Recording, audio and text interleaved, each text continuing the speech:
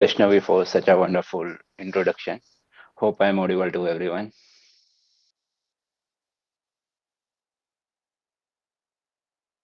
Yes, sir, you are audible. Thank you for the confirmation. Let me just share my screen.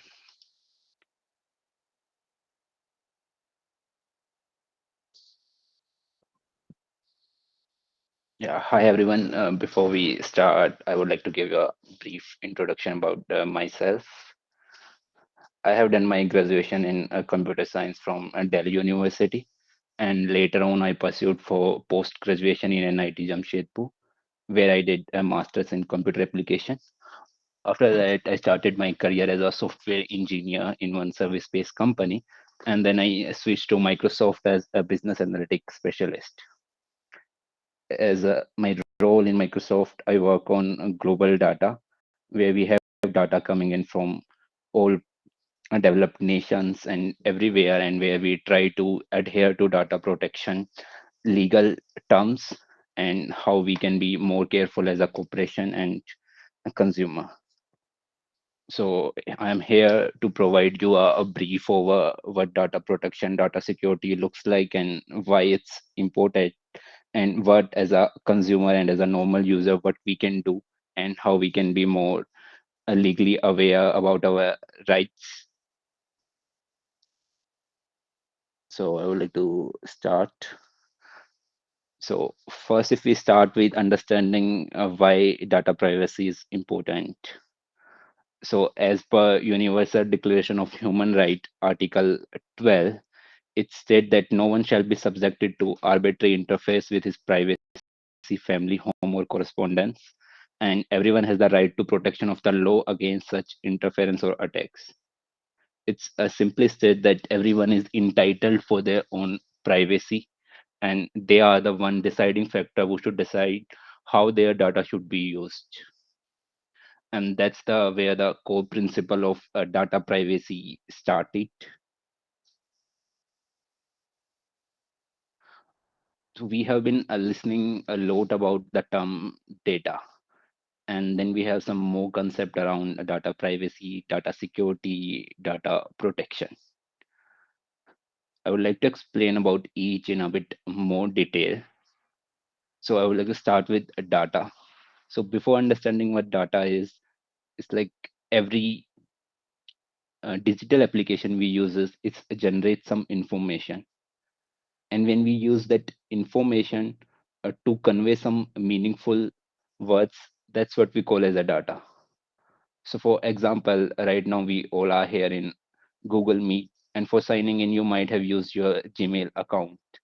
So that information of a Gmail account for all participants is something which we call data. And when it's come to data privacy and data security and data protection, these are the similar terms, not same terms. Data privacy is about proper uses, collection, retention, and storage of data, whereas data security is about policies, methods, and means to secure personal data. And to understand these technical terms and a bit simpler terms, we can simply take an example of our Google Gmail account. So when we create a new Gmail account, we use our mobile number, we use our name, we use some more details, and all these details are then stored in a database. And database is basically a place where all the data resides. So that storage of data is what we call as a data security. So for example, like from this participant list, if I take all the email addresses available here and I put them and store it in a file or write it on a paper, then the security of that paper or that file is what we call as a data security. The data privacy come into picture when it's come to me that how I can use that data. There are multiple ways I can play around with your email addresses, I can play around with your names, and I can link your personal information to that. So I hope it makes a clear about the difference between data security and data privacy. And to summarize it, it's simply like how I store your data, that's the data security, and how I use it, it's data privacy. And daily, like, we have been generating a ton of data. Each platform we sign on, each application, each Android application we download in our mobile, or each website we visit, we provide some information from our side, and that's what compromise a lot of data. Now, data can be of different type. So for example, like if I take a simple example, right now on my screen I can just see your name, and some people have their profile picture. So from that, like, I can link your name and your profile picture to your Facebook account and get some more details about you. And if anyone on you is on LinkedIn, then I can go and check about your work experience. This is some information which I have access to. But if we think in terms of Google, Google as a company would have some more details about you. For example, like the internet you have been connected to. Are you connected using your mobile net or your Wi-Fi? And what's the IP address for that? And using IP address, we would be able to track which device you are using. Are you using a Windows 10 device or Windows 11 device? And according to all these information, we can target our audience. Like, companies use them for advertisement, but if all these information is put into wrong hand, then anything can happen, which is not welcome. So that's why data privacy and data security became a pivotal role for our all well-being. I will take a pause of 10 seconds here if anyone have any question over data privacy and data security.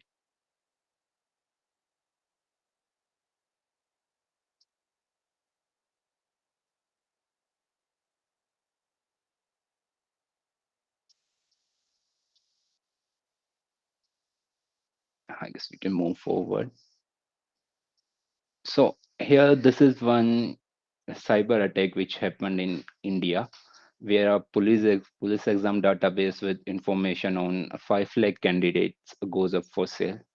So it was around in February 2021, where 5 lakh Indian police personal data was leaked from a database, and that information contains full names, mobile numbers, email IDs, date of birth, FIR records, and criminal history of the exam candidates. This is just one of the many cases where we have seen cyber threats occurring in our country. There are many such cases which have happened. Even in past, if you recall, like our government of India banned some Chinese apps like PUBG and TikTok, and where they were having charges against data privacy, that how they have been using our data and what consequences can be taken out of those one. This is just one scenario which happened in past, and this might not seem that threatening, but it can be if we see the amount of information which was leaked by that data. If you have around, there are 5 lakh Indian police personnel, and if anyone have their full names, mobile numbers, email IDs, a date of births, and their old records and a criminal history, and that could be really hazardous in terms of our integrity and in terms of privacy. Because if that data is in hands of hackers or any unauthorized firm or someone, it can really cause some bad things. Going next, as we talk about our country, India, what we have as of currently, what we have as a data privacy, and if we talk about in a global terms, how those countries manage these terms about data privacy. So in India, like, first thing to note here is, like, in the first half of 2022, India had the second highest number of data breaches, which really questions about the how the data would have been compromised with the privacy concerns. We had, like, if we look at the first point here, Indian Parliament in 2008 amended our IT Act and introduced some clauses about the data. And there have been one PDP bill, a personal data protection bill, which was put into Lok Sabha in 2019, but it was withdrawn due to some concerns. And post that bills, there have been many committees formed and are trying to form the laws and legal concerns about data. Currently, what we have is a breach of confidentiality and privacy under the IT Act is punishable, and it's like we have imprisonment up to 2 years and a fine up to 1 lakh or both. This this is what we have in India, and so if we basically think about it, in India we don't have that strong laws and regulation which provide our protect our data and how companies have been using it. Whereas if I take another example regarding European Union cases where we have some strong data laws like GDPR, which is a general data protection rule that basically specifies that whatever data is generated on those countries, that would be stored and used in their countries only, and it can't be transferred out of it.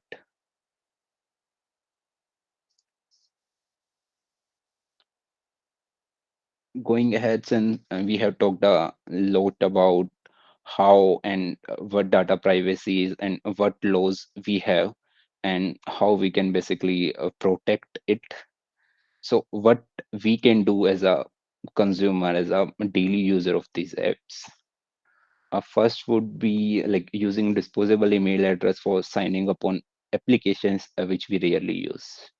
Because almost all the applications you sign up on and you use, they require either your mobile number.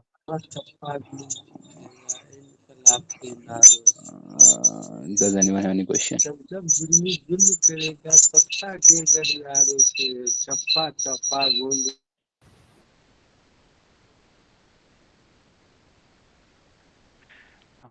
So we can use a disposable email address for signing up, like if we have some concerns and if we are using some website or application which we rarely use. So rather than using your mail or personal email address, you can create one temporary email ID, and you can use that particular ID to sign up on those particular applications. And other common practice with many person uses using a separate mobile number while signing up on the applications. It's like whenever you give your personal detail to a company without reading all the privacy terms and conditions, they are liable to use it into any form they want. For example, you might have observed in your daily life that if you're talking about something on WhatsApp, then you might see some ads similar to that context on other platform also, like Facebook, Instagram. And this is how our data privacy has been questioned, and how they are able to come to know what we have been talking about and how our data has been used by different companies. Other thing which we can use is like we can avoid signing up on every sites. It's like we can be just vigilant about what we want to use and how we want to consume that information and what amount of information we want to share. The other common practice we can do is we use our handy devices like Android or iOS, and we have around, on an average, according to a study, 40 to 50 applications installed on our mobile, and each mobile have some different permissions which we need to share. Like we share them our storage permissions, we share them our location permissions. Some applications like a Truecaller. Truecaller is a classic example where we share our all the contact information. And so for all these apps, we can be more careful about what all permissions we have been sharing to them, and what are the repercussions which we have to face if that data is leaked. So you can go into your mobile settings and check on which applications are using your location services, which applications have been using your storage, contact information, and message information.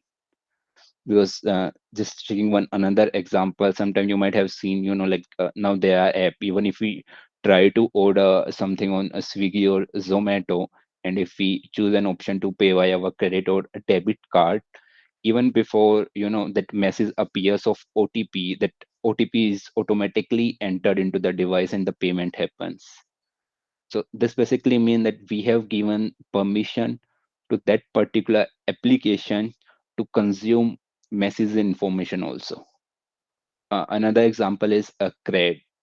If you have been using the CRED application, which is basically for a summary of your credit card bill, they also access all of your messages and mail addresses to understand which your credit card you are using and when their statement is due, and things like other. There are many more applications which we aren't aware of, and they use all the data of ours, and they can use it in many more other things also. So the takeaway from this particular point is we should be very careful whenever we install a new application, and we should just pause for a second and think about the permissions which we have been granting to those applications. Another is be vigilant for privacy policies. Like each applications, they have some terms and conditions.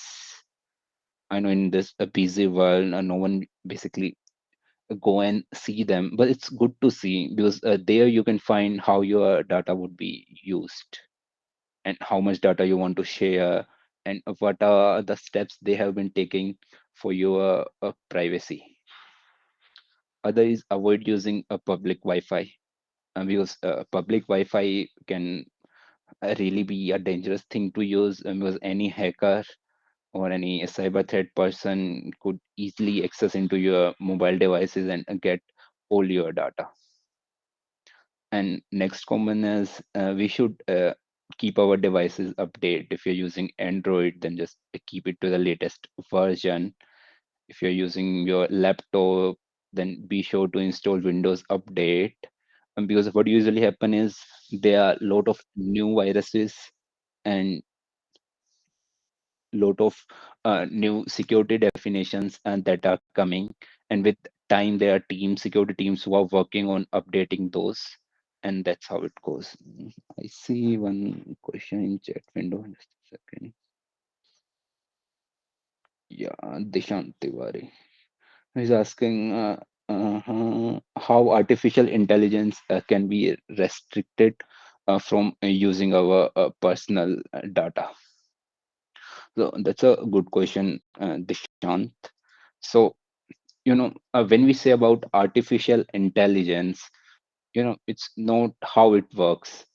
It's like for artificial intelligence to work, we need some data, and that data is being generated by us, and we share it with multiple applications, and those applications then process that particular data set, and then that data set is used by artificial intelligence or machine learning models to forecast something or predict user behaviors. And how we can basically restrict it is to be careful about the permissions which we are sharing, because there are some particular applications where we need to share data, just like Facebook. You go and share about your day-to-day life. You share your birthday. It have your friend list. Someone at their home address also. Someone even at their some personal information also. And all that data basically turns up to be the a training set for that artificial intelligence model. So you can be careful about how much data you are sharing. And as I told, like we can use some disposable email addresses. There are multiple sites on a web you can go and explore, where you can generate one email ID for one time only, or you can altogether have a separate email ID with some dummy information, where you don't expose your privacy, and you can still take benefits of this digital era and digital things. Another is like you can use some a separate mobile number also. So like you can just keep it for messaging, and you can turn off the calls so you don't get unnecessary uh, ad and spam calls. I hope I answered your question, Dishant.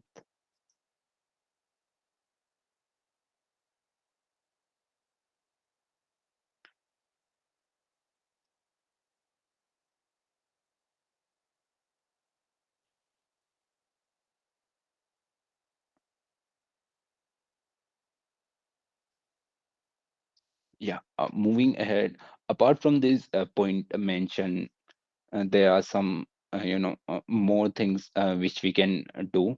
And just like Dishant have again mentioned in the chat window that most of website use a cache data, and we have to accept that cache chatting to use a website. So what we can do is, cache basically stores some local data, and rather than we can use some VPN information. A VPN is basically a virtual private network, which can just help us to uh, mask our current IP address, and still we can use that information from website. So in a case of website which need cache data, it's a good to go by a VPN route. Or like we have Ignoto and a private window browser mode also. And even like so we still get some pop-ups where we have to accept that cookies or not, and we can reject them, because I think most of the website like I have been using in my day-to-day life, uh, they don't have a necessity to use cache, because it's up to our data privacy whether we want to go by that route or not. And currently, even like you might have heard about chat GPT-3 also, which have been trained on a lot of data. And when we keep asking some more questions, that's some more data which we have been feeding into it.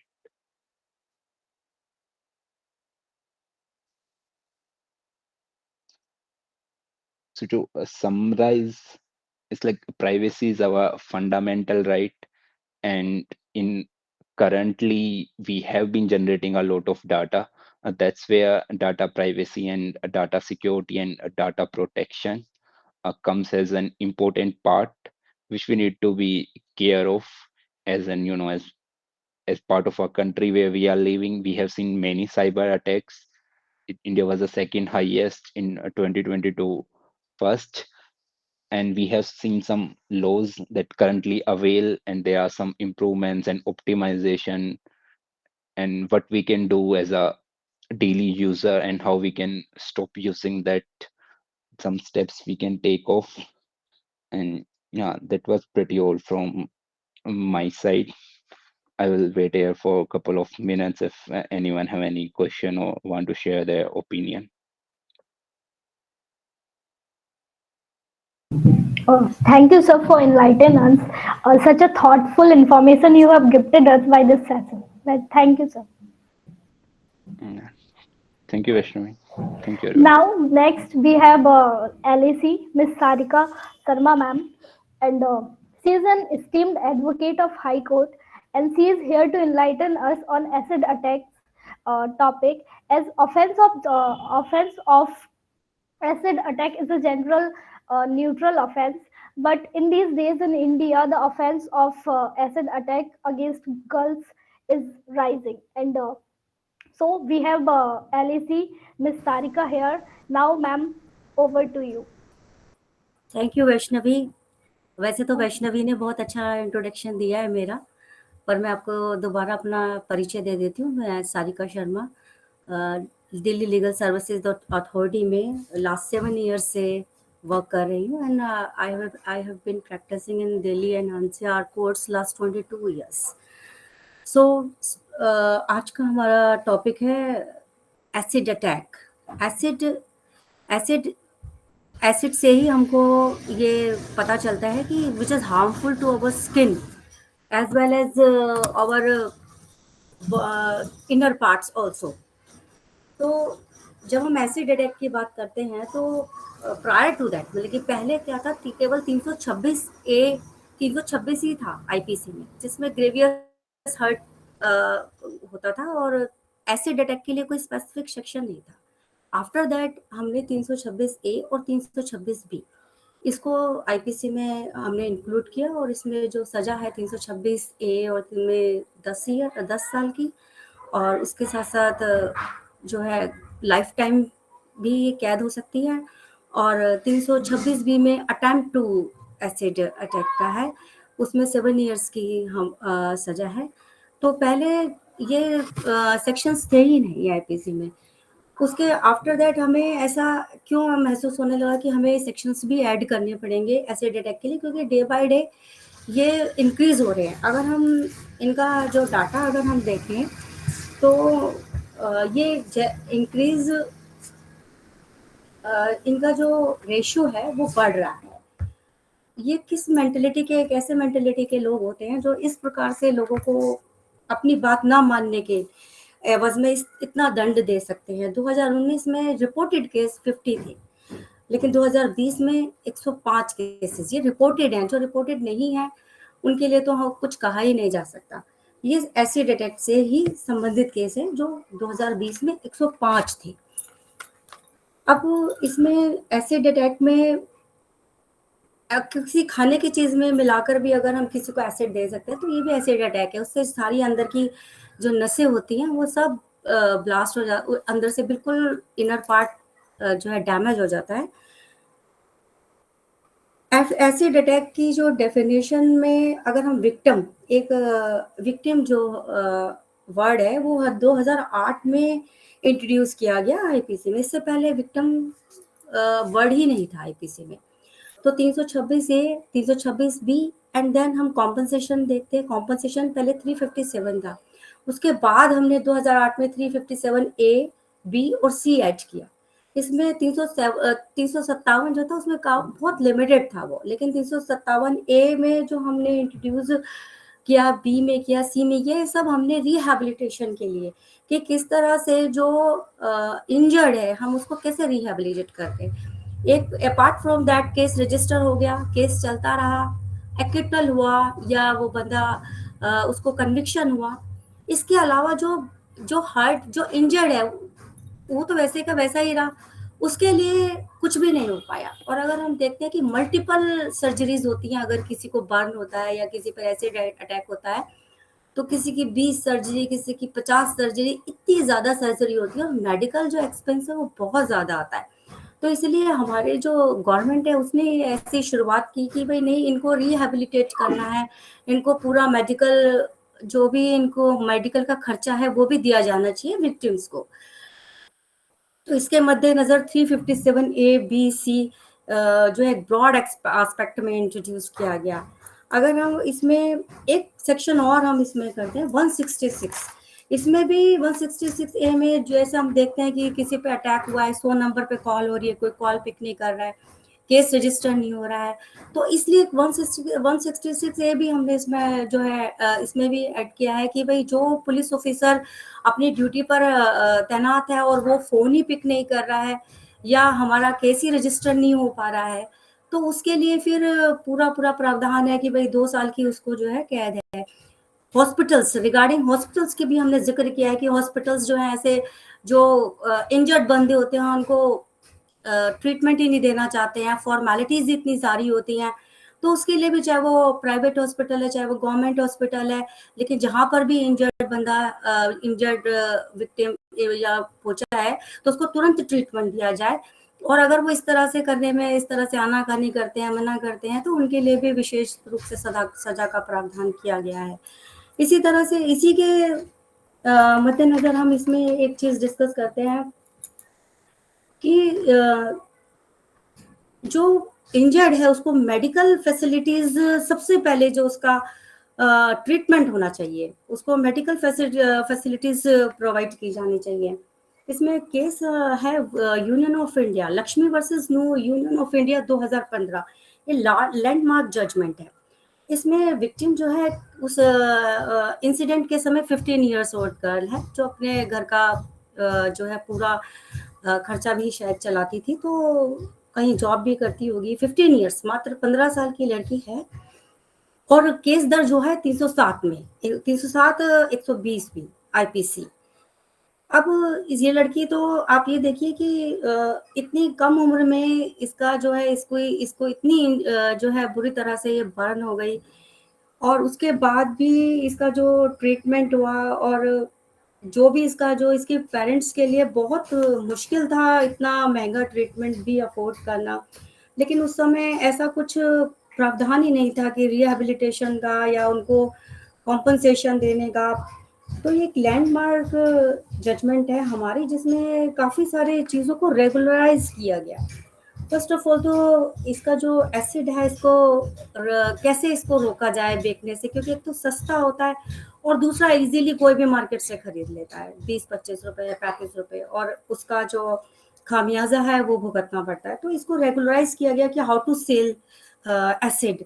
तो acid को आप कैसे cell करेंगे, एक तो counter पे ही cell नहीं होगा, दूसरा जो इसको सेल करेगा वो भी रजिस्टर्ड होगा, उसके पास कितनी क्वांटिटी है एसिड की बोतल्स की और वो किसको सेल कर रहा है, उसको एक रजिस्टर मेंटेन करना होगा। जो उससे खरीदने आ रहा है उसको भी अपना एक आईडी प्रूफ, जिसमें उसकी फोटोग्राफ होगी, उसकी एंट्री होगी बकायदा। और किसी भी जो माइनर है उसको तो सेल करना ही नहीं है। इवन जिस जिसके पास ये स्टॉक है एसिड का, इसको हालांकि पूरी तरह बैन नहीं किया जा सकता, क्योंकि हॉस्पिटल्स में और काफी सारी जो लेबोरेटरीज है उसमें एसिड का प्रयोग होता है। तो इसमें एसडीएम साहब को ये पावर दी गई है कि वो जो है इसको रेगुलराइज करने के लिए बकायदा उनके रजिस्टर्स चेक करें, उनके पास कितनी क्वांटिटी है, और वो उसको जो है एसडीएम साहब को रिपोर्ट करें। और अगर ऐसा करने में वो ढिलाई बरतते हैं तो एसडीएम साहब वहाँ पे जाके उनका जो है रेट भी कर सकते हैं, और इसके दौरान उनको 50,000 तक की पेनल्टी का भी प्रावधान किया गया है। तो इस तरह से काफी हद तक हमने इसमें इसको रोकने का प्रयास किया गया है। अब जहाँ तक ये विक्टिम कॉम्पनसेशन का जो प्रश्न है, उसके लिए भी काफी सारे प्रयास किए गए हैं इस जजमेंट के बाद, कि ये जो स्टेट एक ऐसा, अब अगर हम कॉम्पनसेशन किसी कोई भी केस में कॉम्पनसेशन अवार्ड करते हैं कि वो एक्यूज दे जिसको उसने इंजर्ड किया है या जो उसकी वजह से सफर कर रहा है, इन केस वो जो है भाग जाता है कॉम्पनसेशन देने के बाद, तो इंजर्ड का, तो इसीलिए ही स्टेट गवर्नमेंट ने ऐसी कुछ पॉलिसी बनाई कि भाई ये जो एक फंड हो स्टेट के पास, जिससे जो भी इंजर्ड हो उसको तुरंत हम जो है उसको फाइनेंशियल सपोर्ट दे सकें। तो ये जो फंड है वो नालसा के पास होता है। दिल्ली गवर्नमेंट स्कीम 2018 में ये भी कहा गया कि एक्विटल के बाद भी कॉम्पनसेशन दिया जा सकता है, और ये नालसा के पास फंड होता है। और जैसे ही कोई केस रिपोर्ट होता है उसमें पुलिस स्टेशन में, तो तुरंत जो जैसे हमारे पास दिल्ली लीगल सर्विसेज के अथॉरिटी के पास सूचना आती है, तो हमें ये जो उसके तुरंत इंक्वायरी करके जल्द से जल्द हमें वो कदम उठाने पड़ते हैं, जिससे कि उसको पैसा दिया जा सके और उसको विक्टिम को उसका लाभ हम पहुंचा सके। तो इसके लिए डेट ऑफ नॉलेज, जैसे हमें पता चला कि हमने फटाफट उसमें जो है उनके जो एफआईआर है वहां से कलेक्ट किए, जो भी कागज हैं उसके 164 के बयान भी तुरंत ही हो जाते हैं। और अगर ऐसा भी नहीं होता तो भी जो भी मटेरियल होता है उसके बिहाफ पे ऑर्डर के पास होने के बाद 8 दिन के अंदर अंदर हम वो पैसा, यानी 1 लाख मिनिमम जो है हम उसको विक्टिम को दे देते हैं। और आफ्टर 60 डेज यानी एक्सपीडियस, उसके बाद ये 60 डेज के अंदर अंदर 2 लाख रुपए उसको और जो है विक्टिम को दिए जाते हैं इलाज के लिए, ताकि वो, क्योंकि इसमें इलाज ही इतना महंगा है और उस समय विक्टिम को इस चीज की बहुत जरूरत होती है कि उसका जल्द से जल्द इलाज किया जा सके। तो ये जो लैंडमार्क जजमेंट है Lakshmi versus union of India, इसमें जो है बहुत सारे जो है नए लॉ बनाए गए और कुछ लॉ को अमेंड भी किया गया, और रिहेबिलिटेशन की इसमें जो है बात की गई, मेडिकल फैसिलिटीज दिए जाए उनको, जो भी खर्चा उनका होता है वो उन लोगों को एटलीस्ट उनको दिया जाए। इसके अलावा हमारे पास जो प्रधानमंत्री कोष है राहत है, उससे भी इनको जो है फंड दिया जाता है 1 लाख रुपीज। वही सब फॉर्मेलिटीज हैं, और लेकिन जल्द से जल्द जो है विक्टिम को दिया जाने का प्रावधान है कि उसको आप जल्द से जल्द डिस्पर्स करें अमाउंट को। दूसरी इसमें एक लैंडमार्क जजमेंट है जो कि मैं डिस्कस करना चाहूंगी, परिवर्तनशील केंद्र। इसमें ये एक एनजीओ ने जो है इसमें एक PIL इसमें फाइल की थी, तो उसमें भी यही था कॉम्पनसेशन के लिए कि भाई इसको कॉम्पनसेशन जल्द से जल्द विक्टिम को दिया जाना चाहिए। एक और इसमें प्याली वर्सेस वेस्ट बंगाल की भी जजमेंट है, जिसमें 2005 में अटैक हुआ है, और जब ये कॉम्पनसेशन अवार्ड होने लगे तो उसने भी कोर्ट में दरखास्त लगाई कि उनको भी दिया जाना चाहिए, लेकिन जो है कोर्ट ने उसको देने से मना कर दिया क्योंकि प्रायर टू दैट ये इंसिडेंट हुआ था। बट बाद में हाई कोर्ट ने जो है स्टेट उसको जो है अलाउ किया और उसको जो है कंपनसेशन देने की बात कही।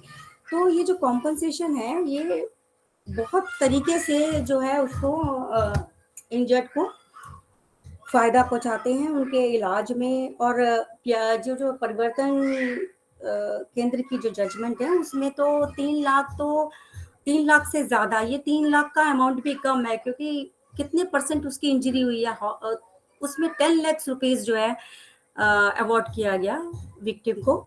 तो विक्टिम रिहैबिलिटेशन की बात हम करते हैं, उनको जॉब दिया, उनको गवर्नमेंट उसमें सरकारी उसमें सेवाओं में भी नियुक्त किया जाना चाहिए, उनको ज़्यादा से ज़्यादा अवसर भी जो है दिए जाने चाहिए। इसकी जो पहल है, इसकी शुरुआत के तौर पे मैं ये कह सकती हूँ कि दिल्ली लीगल सर्विसेज अथॉरिटी में ऐसे 2 लोगों को अपॉइंट किया जिससे वो लोग आपस में जो अपना जीवन सर्वाइव कर पा रहे हैं, अपने जीवन को आगे ले जा पा रहे हैं। इवन ये एक स्टिग्मा भी है, लोग इसको दूसरे पॉइंट ऑफ व्यू से भी देखते हैं कि ऐसा क्यों हो गया, ऐसा क्या हो गया, अब ये क्या करेंगे, अभी किस प्रकार से सरवाइव करेंगे। तो इसके लिए हम सबको ही पहल करनी है। पहले मैंने ये कहीं पे पूरा सुना, फिर मैंने ये आपको सुना, तो मुझे ऐसा लगता है कि हम लोग ही इसको आगे जो है लोगों को बता सकते हैं कि इतनी स्कीम्स जो हैं अब सरकार ने चला रखी हैं और अगर ऐसा कोई भी इंसिडेंट किसी के साथ होता है तो हमें आगे आकर उसकी मदद करनी चाहिए। और ये जो एसिड अटैक है, इसमें से जो लोग इंजर्ड हैं, ये किस प्रकार से अपना जो है सर्वाइवल करें, किस प्रकार से अपना जो है मेडिकल खर्च जो है उठाएं, उसके लिए एक पहल है आपकी और मेरी, और हम लोगों को सबको एकजुट होकर जो है इस चीज़ को लोगों को बताना चाहिए। क्योंकि जब हमने बात की तो जो लोग ऑलरेडी, जैसे मैंने आपको बताया प्याली वर्सेस वेस्ट बंगाल का केस बताया, तो उसमें भी जैसे उसको पता चला कि कॉम्पनसेशन दिया जा रहा है तो उसने भी एक एप्लीकेशन मूव की कि मुझे भी कॉम्पनसेशन दिया जाना चाहिए। तो ये भी एक शुरुआत थी कि वेस्ट बंगाल हाई कोर्ट ने उनको जो है नीचे की बात को नकारते हुए कहा कि नहीं, इनको कॉम्पनसेशन दिया जाना चाहिए। ठीक है, 2005 में हुआ था, but now she is entitled to get compensation. तो वहाँ की जो सर्विसेज अथॉरिटीज थी उनको जो है डायरेक्शंस दी गई, उसको जो है पैसा डिस्पर्स किया गया। तो इस तरीके से जो भी हमारी स्कीम है 2018 की जो बताई है मैंने आपको, विक्टिम कॉम्पनसेशन स्कीम है, प्रधानमंत्री के योजना के तहत जो भी विक्टिम की सहायता की जानी चाहिए, एटलीस्ट वो उनको इस चीज़ की नॉलेज होनी चाहिए कि आज सरकार कितना प्रयास कर रही है उनको रिहैबिलिटेट करने का, और हम सबको भी उसी तरह से एक ऐसा ही प्रयास करना चाहिए। इवन जो भी हमारी कोशिश है वो इस तरीके की होनी चाहिए कि हम ज़्यादा से ज़्यादा लोगों को इस चीज़ से परिचित करा सके कि इस तरीके से आप कॉम्पनसेशन ले सकते हैं। और जो हमारी दिल्ली लीगल सर्विसेज अथॉरिटी है उसमें भी जैसे ही कॉम्पनसेशन की एप्लीकेशन जो है पुलिस भी मूव कर सकती है, डिपेंडेंट भी मूव कर सकते हैं, इवन लीगल एड काउंसिल भी मूव कर सकते हैं। और उसके बाद हम जो है जल्द से जल्द जो है उस पर कार्रवाई करते हैं, जो भी एज पर उस समय हमारे पास अवेलेबल होता है मटेरियल, उसके बिहाफ पर जो है कॉम्पनसेशन अलाउड करते हैं। हेलो, और excuse me Sarika ma'am, please आप अपना वीडियो ऑन कर लो सो दैट वी कैन जी see. Ma'am, okay.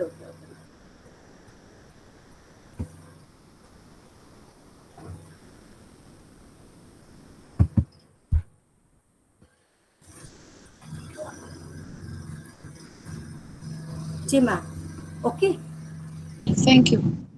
Okay ma'am, okay. तो आज का जो ये लेक्चर है इसके लिए जो मैंने आपको बातें बताई हैं मैं उस पर कंक्लूड कर देती हूँ कि प्रायर टू दैट, बहुत पहले जब ये जो मैंने आपको Lakshmi versus In fact, all are requested to unmute. Sorry, switch on your video.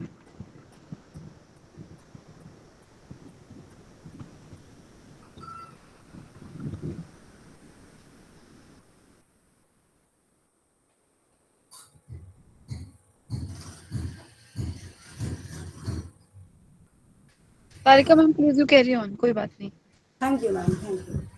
तो मैं आपको दोबारा एक बार Lakshmi versus union of India का जो लैंडमार्क जजमेंट है, उस समय 307 थी, 307 आईपीसी और 120 भी उस पर जो है ऐड हुई थी। और जो दूसरा परिवर्तन केंद्र वाली जजमेंट है, उसमें जो लड़की है और उसकी सिस्टर है वो सोए हुए थे, तो जो लोग उसको प्रेशराइज कर रहे थे कंसेंट लेने के लिए, वो उसकी छत पे जाकर रात को जो है उसकी छत पे से उसको एसिड डाल देते हैं। तो विक्टिम के साथ साथ उसकी सिस्टर भी इंजर्ड हो जाती है।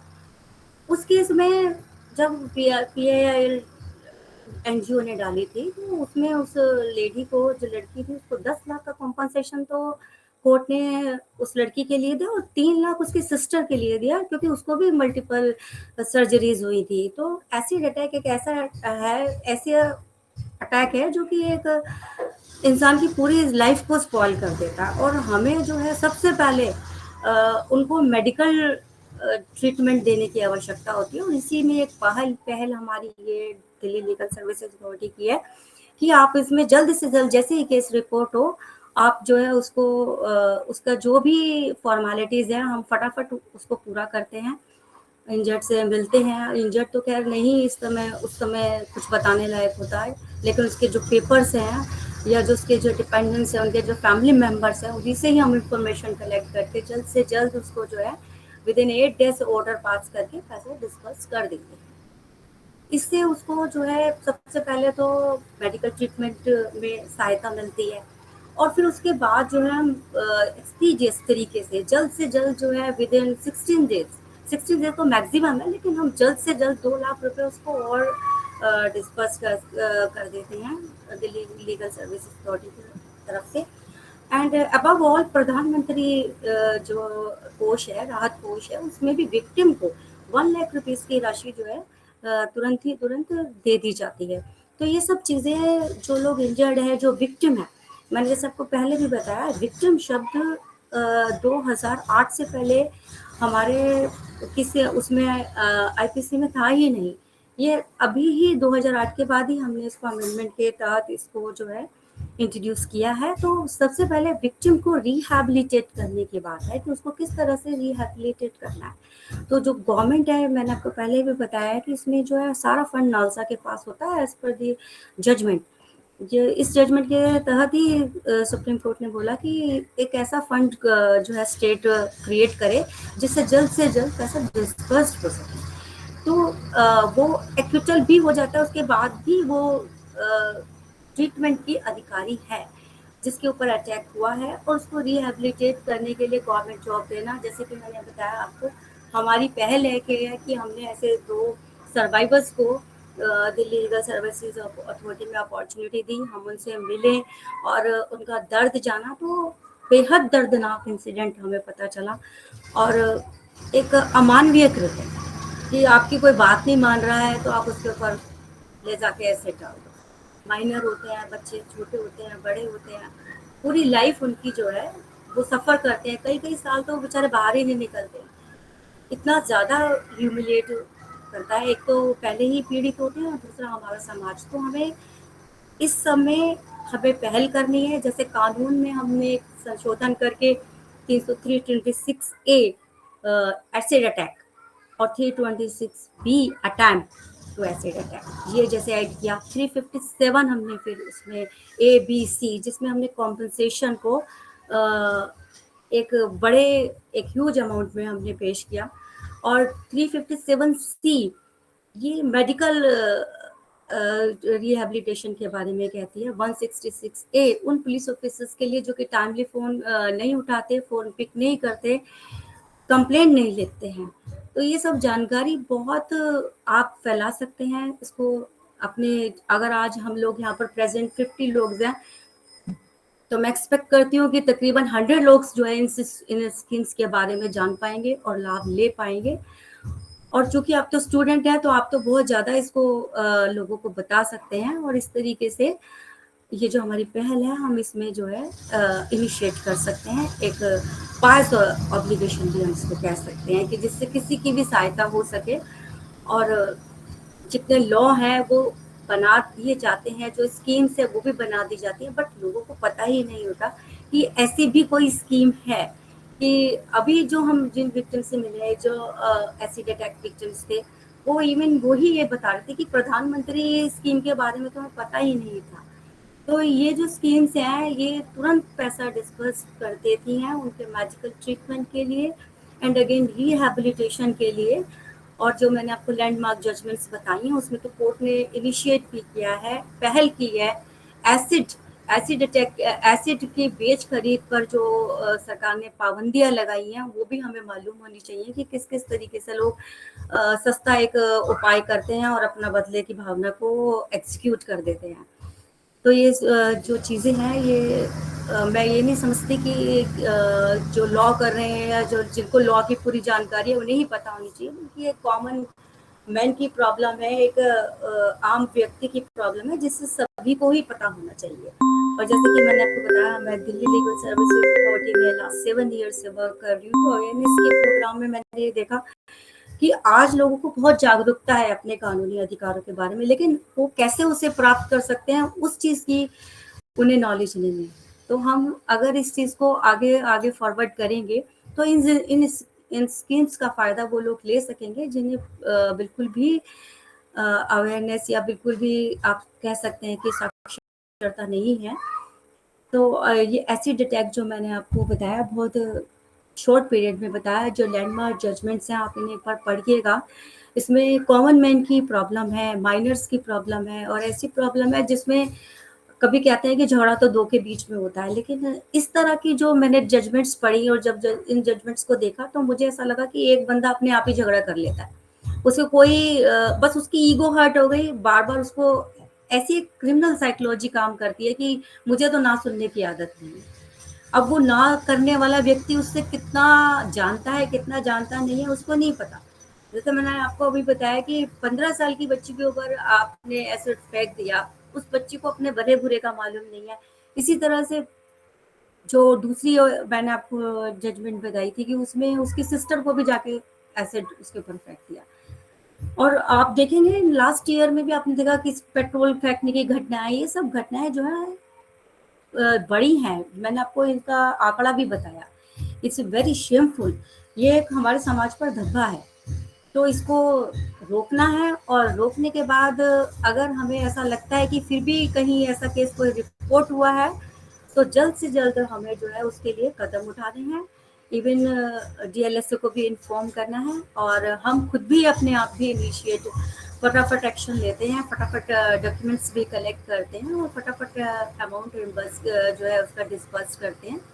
हॉस्पिटल्स के लिए भी मैंने आपको बताया कि 166 ए में ये प्रावधान है कि आपको जो भी आपके पास मेडिकल ट्रीटमेंट के लिए आता है, आप मुझे फर्स्ट एड दीजिए, ना कि आप उससे पहले जानकारी लीजिए कि एफआईआर हुई है या नहीं हुई है। जो पुलिस ऑफिसर्स हैं वो नेग्लिजेंसी बरतते हैं अपने केसेस में, उनके लिए भी प्रावधान है कि अगर आपने टाइम पर कॉल पिक नहीं की, तो उनके लिए भी 2 साल की सजा जो है कोर्ट ने अमेंडमेंट के थ्रू लगाई है, क्योंकि इस तरह के केसेस को रोकना ही इस सब हमारा जो है प्रयास है कि इस तरह के केसेस समाज में ना हो। ये समाज के पतन की ओर ले जाता है कि अगर हम इस तरह के केसेस हमारे समाज में बढ़ते हैं, तो लॉ एंड ऑर्डर की सिचुएशन के लिए, इवन मानवता के लिए हमें जो है प्रयास करना है। अगर आपके कोई भी प्रश्न हो तो आप मुझसे पूछ सकते हैं रिगार्डिंग एसिड अटैक।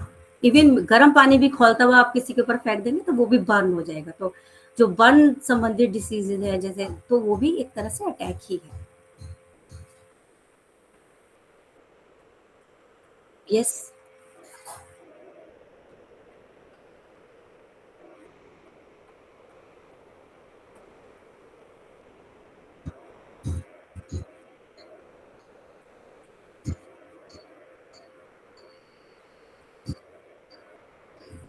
नहीं, ये तो पहले भी कर सकते हैं। अब मान लो 25% किसी का बर्न है, तो उसकी जो डिसेबिलिटी होगी वो तो उसके साथ लगेगी लगेगी। 40% हो गया, 60% गया, डिसेबिलिटी तो है ही, हो ही गई है उसकी।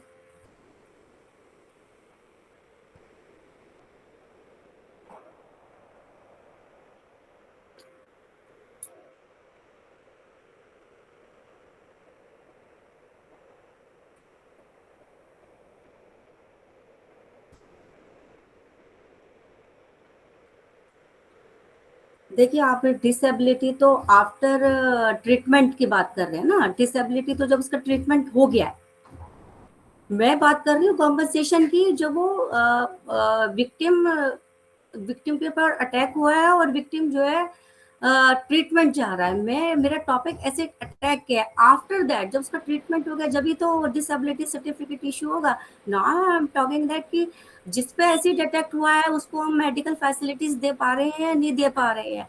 मेन मेन हमारा टारगेट ये नहीं है कि उसको डिसेबिलिटी सर्टिफिकेट इशू करना या नहीं करना, बल्कि उसको रिहैबिलिटेट करने की बात है।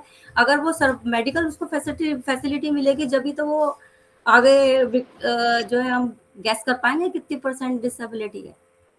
तो मेरा टॉपिक एसिड अटैक है, डिसेबिलिटी एक्ट के ऊपर मैं अभी कंसंट्रेट नहीं कर रही हूँ, बट आफ्टर दैट मैं आपको इसका भी जवाब दूंगी। Okay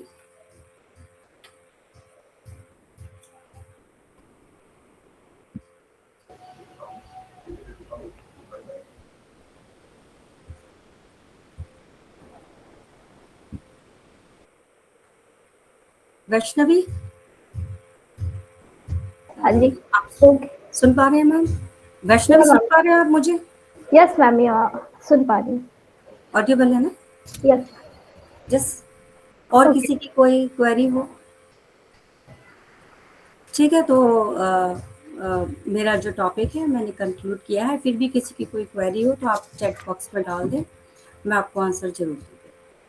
Thank you, ma'am, for sharing your knowledge and such a wonderful knowledge you have shared with us on the topic of acid attack. Thank you, all of you, for making time to with us and helping us to make this webinar successful. And also, I would like to thank Stalsa for organizing such a wonderful and thoughtful webinar. Thank you, all of you.